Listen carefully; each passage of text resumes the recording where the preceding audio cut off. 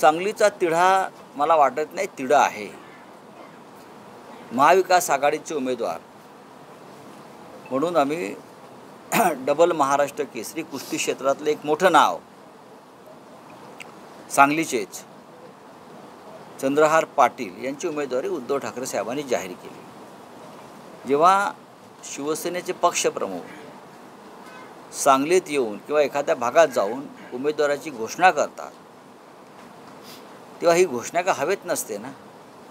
कुठेतरी चर्चा झालेल्या आहेत, कुठेतरी देवाणघेवाण झालेली आहे. त्याशिवाय उद्धव ठाकरे यांच्यासारखा नेता उमेदवारी घोषित करू शकतो का? आणि या चर्चा वरिष्ठ स्तरावर होतात. आता आघाडीमध्ये किंवा जेव्हा युत्या किंवा गठबंधन ज्याला म्हणतो आम्ही, त्याच्यामध्ये एक दोन मतदारसंघ असे शेवटपर्यंत असतात ज्याच्यावर पेच असतो. महाराष्ट्रात शिवसेना भाजपची युती असतानासुद्धा एखाद दुसऱ्या जागेवर शेवटपर्यंत पेच हा पडलेला असायचा. मग तो आम्ही त्यातून मार्ग काढायचो. यावेळेला सांगलीचा पेच आहे, भिवंडीचा. आता भिवंडीमध्ये राष्ट्रवादी काँग्रेस पक्ष शरद पवार साहेबांचा आणि काँग्रेस ह्याच्यामध्ये थोडंसं अजूनही संघर्ष सुरू आहे.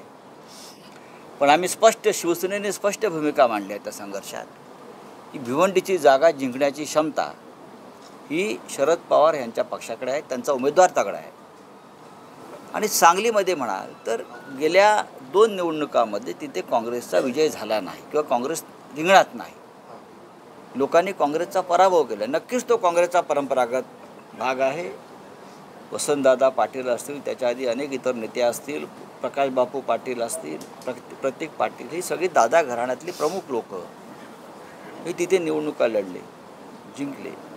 याचा अर्थ असा नाही की सामान्य माणसातल्या कुटुंबानं निवडणूक लढू नये. मी 45+ नारा कधीच देणार नाही.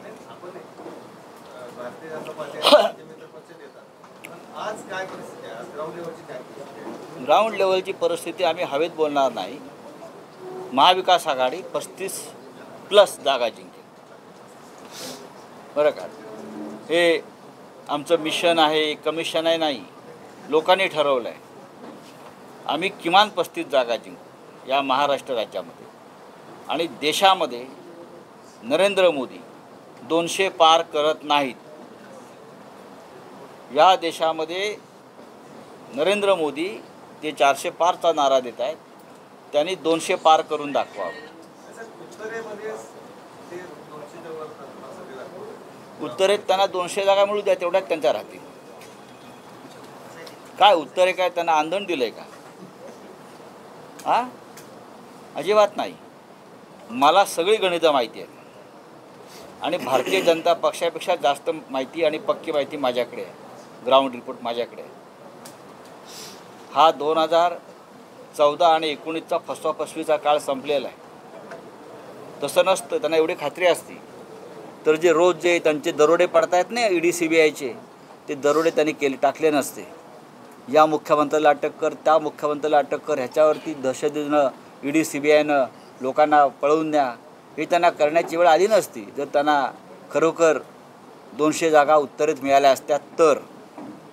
पण आमच्यावर किती कारवाया करा, मी स्वतः जेलमध्ये जाऊन आलो, किती कारवाया करा, आम्ही तुमच्याशी लढणार आहोत आणि तुमचा पराभव करणार.